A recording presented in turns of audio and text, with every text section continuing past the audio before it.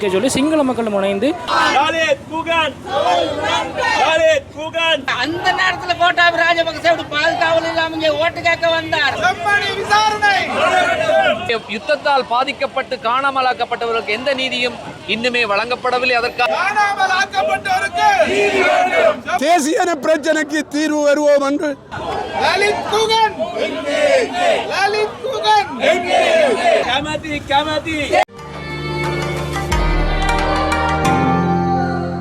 வணக்கம் ராகுலே. நாங்கள் இப்போ வந்து எங்கே நிற்கிறோம்னு சொன்னால் யாழ்ப்பாணத்தில் வந்து நிற்கிறோம். யாழ்ப்பாணத்தில் டவுனில் பார்த்திங்கன்னு சொன்னால் நிறைய சிங்கள மக்களும் இன்றைக்கு இணைந்து ஒரு போராட்டம் ஒன்றை வந்து முன்னெடுத்துருக்காங்க. என்ன காரணம் அப்படின்னு சொன்னால் அதை பயங்கரவாத தடை சட்டத்தை வந்து நீக்க சொல்லி சிங்கள மக்களும் இணைந்து இந்த போராட்டத்தை வந்து நடத்தி கொடுக்குறாங்க. அந்த விஷயத்தை வந்து நாங்கள் இப்படி பார்க்க போகிறோம்.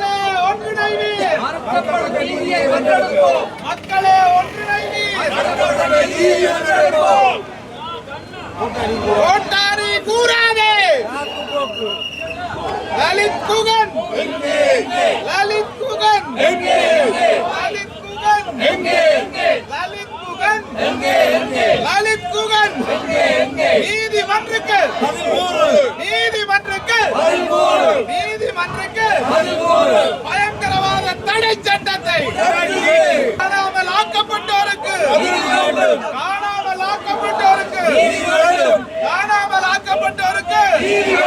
செம்மணி விசாரணை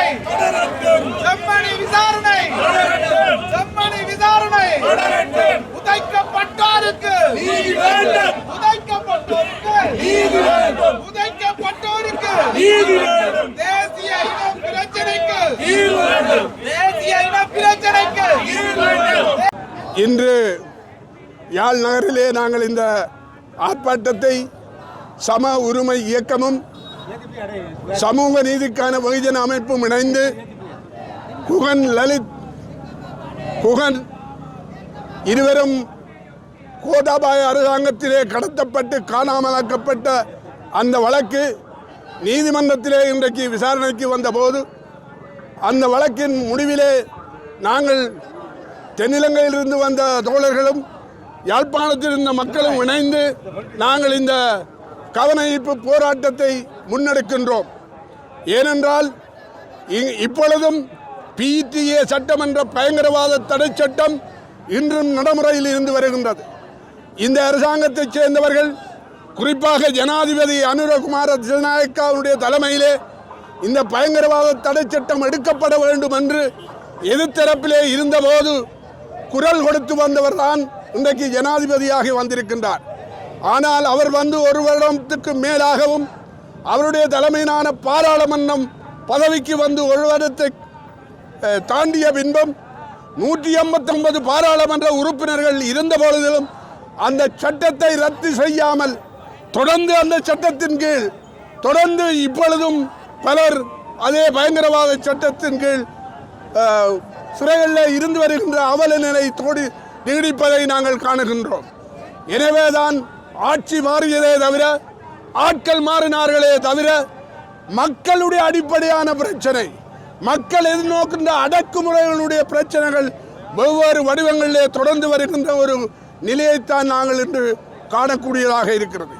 எனவேதான் இன்று நீதிக்காக போராடிய மக்கள் அவர்களுடைய சார்பாக வரக்கூடிய அரசியல் சமூக பிரதிநிதிகளாகிய நாங்கள் அந்த PTA சட்டத்தை உடனடியாக ரத்து செய்யப்பட வேண்டும் என்பதை வலியுறுத்துகிறோம்.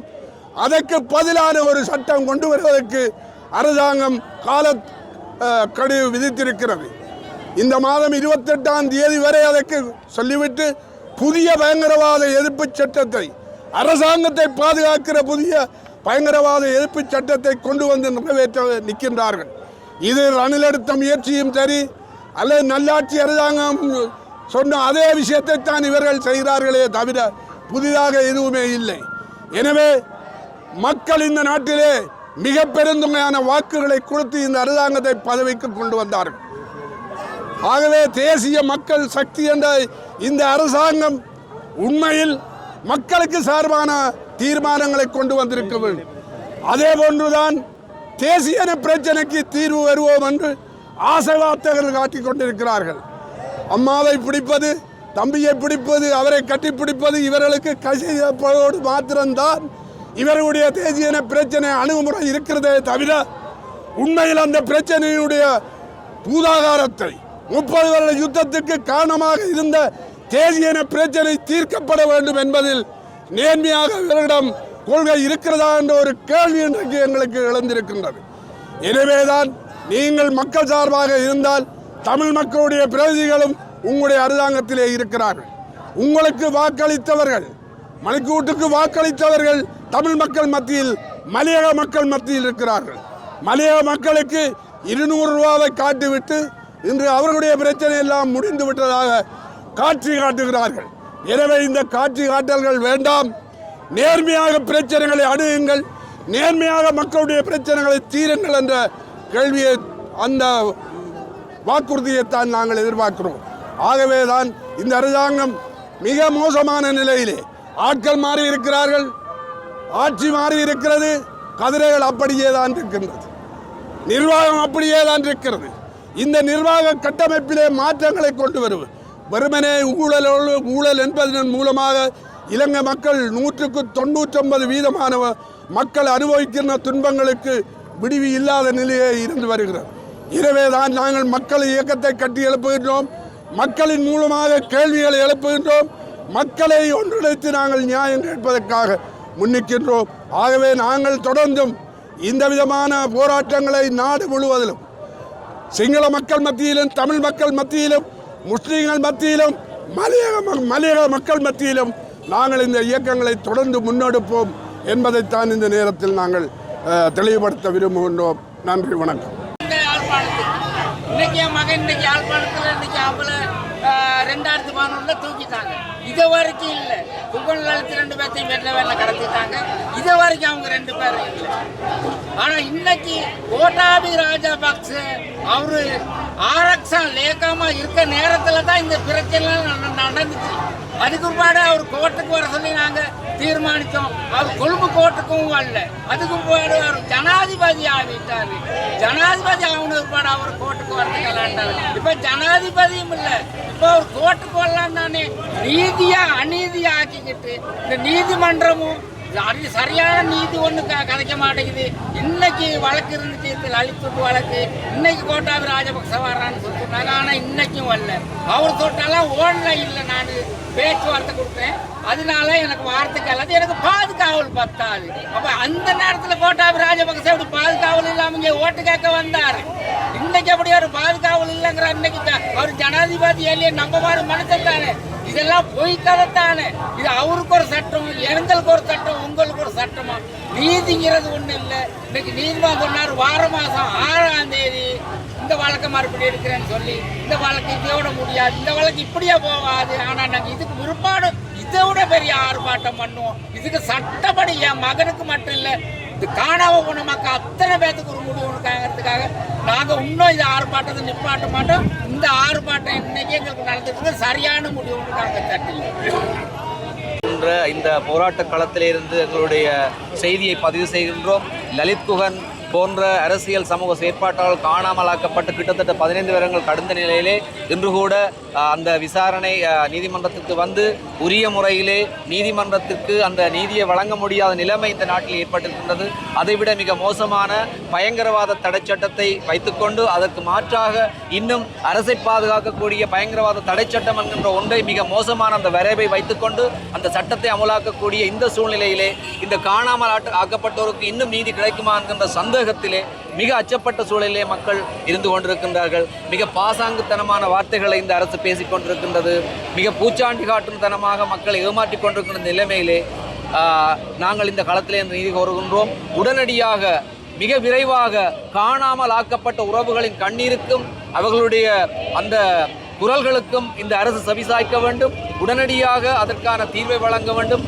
அதே நேரம் கடந்த கால அரசுகள் ஏமாற்றியது போன்றே இந்த அரசும் நியாயங்களை வழங்கும், நீதியை வழங்கும் ஒரு புதிய பாதையில் செல்லும் என்ற நோக்கிலே இந்த அரசை மக்கள் தெரிவு செய்தார்கள். ஆனால் இந்த அரசும் அதே போக்கில் கடந்த கால அரசுகள் என்ன விடயங்களை செய்தார்களோ அதை வேறு ஒரு வடிவத்திலே இங்கே நிலைநிறுத்த முற்படுகின்றன. மக்கள் ஏமாற்றப்படுகின்றார்கள், காணாமலாக்கப்பட்டவர்கள் ஏமாற்றப்படுகின்றார்கள். அதே நேரம் தேசிய இனப்பிரச்சிற்கான எந்த தீர்வையும் அது தேசிய இனப்பிரச்சனை ஒன்று இருப்பதென்ற கூட அவர்கள் ஏற்றுக்கொள்ள தயாராக இல்லை.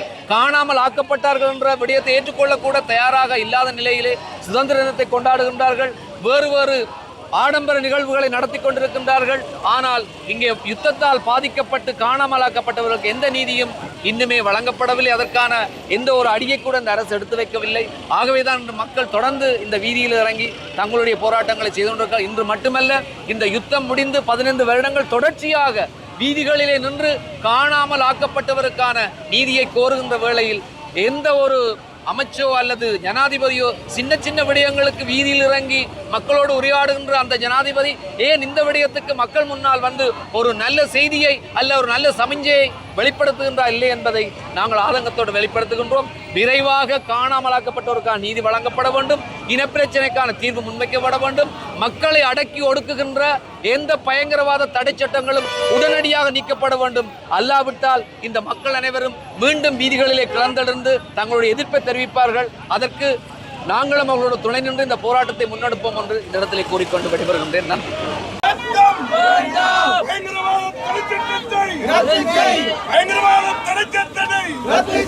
புதிய சட்டம், புதிய சட்டம், அனுரா ஆட்சியே, புதிய சட்டம், அனுரா ஆட்சியே, புதிய சட்டம் வேண்டாம், அனுரா ஆட்சியே, புதிய சட்டம் வேண்டாம், அனுரா ஆட்சியே, புதிய சட்டம் வேண்டாம், பயங்கரவாத தடை சட்டத்தை, பயங்கரவாத தடை சட்டத்தை காணாமல் போனோருக்கு நீதி வேண்டும், காணாமல் போனோருக்கு நீதி வேண்டும், காணாமல் போனோருக்கு நீதி வேண்டும், காணாமல் போனோருக்கு நீதி வேண்டும், பட்டோருக்கு நீதி வேண்டும், உதைக்கப்பட்டோருக்கு நீதி வேண்டும், உதைக்கப்பட்டோருக்கு நீதி வேண்டும், செம்மணி விசாரணை, செம்மணி விசாரணை, உதைக்கப்பட்டோருக்கு நீதி வேண்டும், தேசிய பிரச்சனைக்கு நீதி வேண்டும், தேசிய பிரச்சனைக்கு நீதி வேண்டும், தேசிய பிரச்சனைக்கு நீதி வேண்டும், தேசிய பிரச்சனைக்கு நீதி வேண்டும், செம்மணி விசாரணை தொடர வேண்டும், செம்மணி விசாரணை தொடர வேண்டும், செம்மணி விசாரணை தொடர வேண்டும், உதைக்கப்பட்டோருக்கு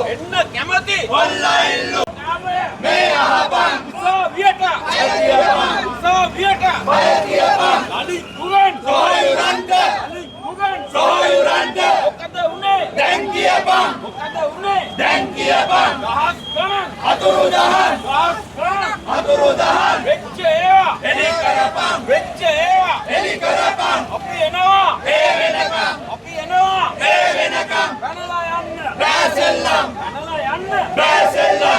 කටපසු ගොඩට ආපු අල කටපසු ගොඩට ආපු දෙම් මිනියේ අපරාධය දෙම් මිනියේ අපරාධය කට නොගසනු ඇත්ත කියනු කට නොගසනු ඇත්ත කියනු දෙම් මිනියට ගෝයුක්තිය දෙම් මිනියට ගෝයුක්තිය වෙනස් වුණා කන්දේ අරන්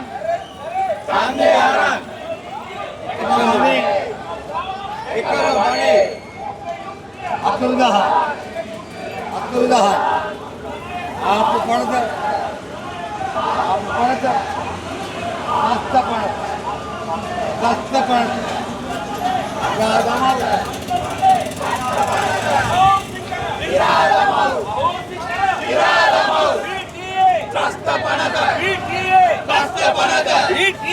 දස්ත තම අයිතිය සමට ලැබෙන තම අයිතිය සමට ලැබෙන ජනතාවට බලය ලැබෙන ජනතාවට බලය ලැබෙන ජනතාවගේ ව්‍යවස්ථාව දිනා ගනිමු ජනතාවයි එකතු වෙන්න උසාවියට ලලිත් කුගන් සොයුරන්ට මොකද උනේ දැන් කියපන් දහස් ගණන් අතුරුදහන් වෙච්ච ඒවා එලි කරපන් අපි එනවා ඒ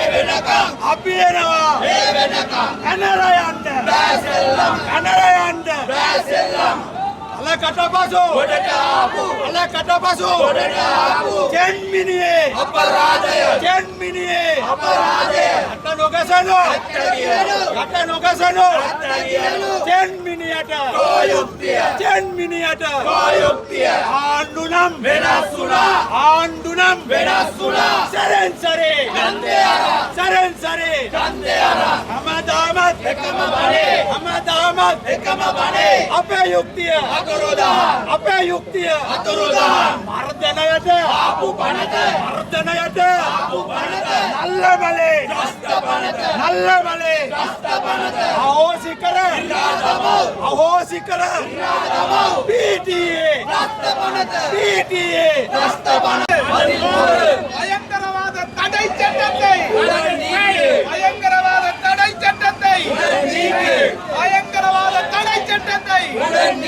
பயங்கரவாத தடை சட்டத்தை உறவுகளின்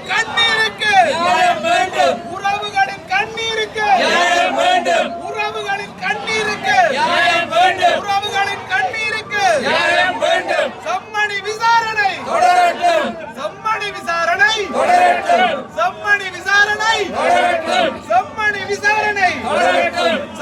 விசாரணை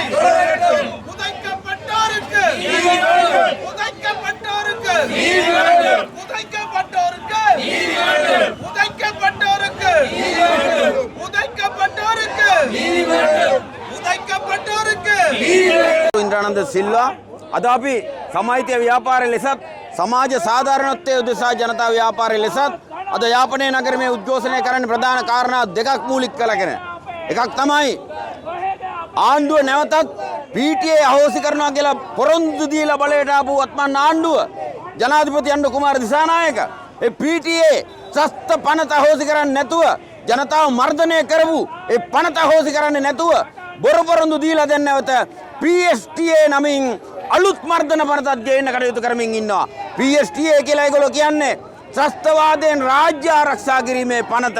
අපි අහනවා දැන් මොකද්ද යාපනයේ තියෙන ත්‍රස්තවාදය? ත්‍රස්තවාදයෙන් රාජ්‍ය ආරක්ෂා කරගන්න පනත් ගේන්න හදන වෙන මොකුත් නෙමෙයි. ජනතාව මර්ධනය කරන්න.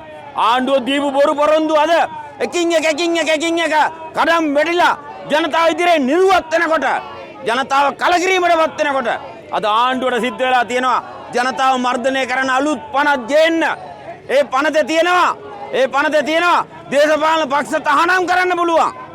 තහනම් කිරීමේ බලය පනත ඇතුල් කරලා තියෙනවා. ඒ විතරක් නෙමෙයි.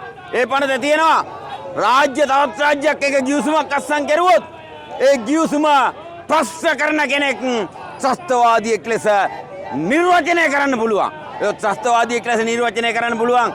ආණ්ඩුවේ මේ ක්‍රියා මාර්ග ජනතා විරෝධී ක්‍රියා මාර්ග ඕනම එකක් ප්‍රශ්න කරන ඕනම කෙනෙක්ව. එහෙනම් මේ එන්න හදන්නේ මොකාටද කියන එකයි තාම පැහැදිලි. අනිත් කාරණේ අද ලලිත් කුහන් අතුරුදහන් කරලා අද උසාවියේ නඩුව තිබුණා. අවුරුදු 14ක් තිස්සේ දැන් යුක්තිය ඉල්ලලා අපි හැමදාම සටන් කරනවා. ලලිත් කුවන් අතුරුදහන් කෙරුවේ 2011 දෙසැම්බර් 9 2012 මුල ඉඳන් අවුරුදු 14ක් තිස්සේ දැන් යුක්තිය ඉල්ලනවා. එදා කෙහෙලිය රමුක්කෙල්ල කිව්වා මාධ්‍ය හමුවකදී නෑ ලලිත් කුහන්ලා පැහැරගෙන ගිහින් නෑ. ඒගොල්ලෝ ආරක්ෂක අමාත්‍යාංශය අත්අඩංගුවේ ඉන්නවා කියලා. අන්න ඒ අනුව කෙහෙලිය රමුක්කෙල්ල ගෙන්නුවා උසාවියට. කෙහෙලිය උසාවියේදී කිව්වා මම කීවේ ආරක්ෂක ලේකම් ගෝඨාභය කියපු කතාව. ඔහු මට කිව්වා ඔවුන් දෙන්න පැහැරගෙන ගිහින් අත්අඩංගුවේ ඉන්නවා කියලා. එන අවුරුදු 14කට පස්සේ අපි අහන්නේ කෝ අත්අඩංගුවේ ඉන්නවා කියපු මිනිස්සු කෝ? දහස් ගණන් අතුරුදහන් කරපු ගෝඨාභයලා අදටත් අධිකරණය මග අරිනවා. දැන් අධිකරණය දීලා තියෙනවා තීන්දුවක්. මහේස්ත්‍රාත්වරයාට තමයි බලය තියෙන්නේ. ගෝඨාභය අධිකරණයට ගෙන්නනවාද? ගෝඨාභය කියන ඔන්ලයින් දෙන්නල්ලු සාක්කි. සාමාන්‍ය මිනිහෙකුට එහෙම පුළුවන්ද?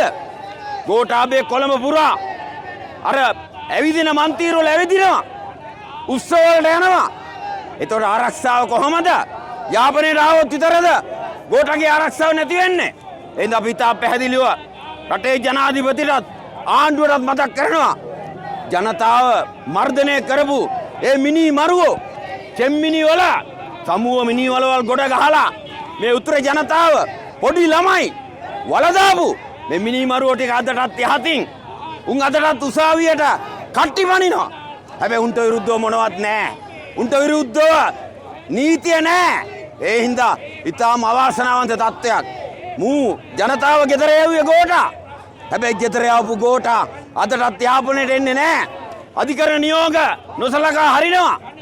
වෙන සාමාන්‍ය මිනිහෙක් අධිකරණ නියෝග නොසලකා හැරියොත් මොකද වෙන්නේ? එයා හිරගෙදර. ගෝඨලා තාමත් ජොගින් පාත් යනවා. එහෙ සංදර්ශන කරනවා. හැබැයි අධිකරණයට එන්නේ නැහැ. ඒ හින්දා අපි අලුත් ආණ්ඩුවට ජනාධිපති අනුරට කියනවා ඕගොල්ලෝ යුක්තිය ඉටු කරනවා කියේ මේවද? මෙහෙමද යුක්තිය ඉටු කරන්නේ? ඒ නිසා කරුණා කරලා අතුරුදහන් වූවන්ට යුක්තිය ඉටු කරන්න. ඒකට සාධාරණ ඉටු කරන්න. චෙම්මිනි මිනි වල වර්ෂාවට කියලා වැහුවා. වර්ෂාවෙන් වතුර පිරලා කියලා වැහුවා. ඒ හින්දා ඒ බොරු. ඒකට යුක්තිය ඉටු කරන්න ඕනේ. ඒ වෙනුවෙන් අපි සටන් කරන්න අද මෙතෙන්ට ආවේ. ඒ නිසා අපි කියනවා ආණ්ඩුවට නැවත මේ සෙල්ලම කරන්න හැදුවොත් ජනතාව ඔහෙලගේ මන්දිර වට කරන දවස වැඩි ඈත නෙවෙයි කියලා අපි අවධාරණයෙන් කියනවා.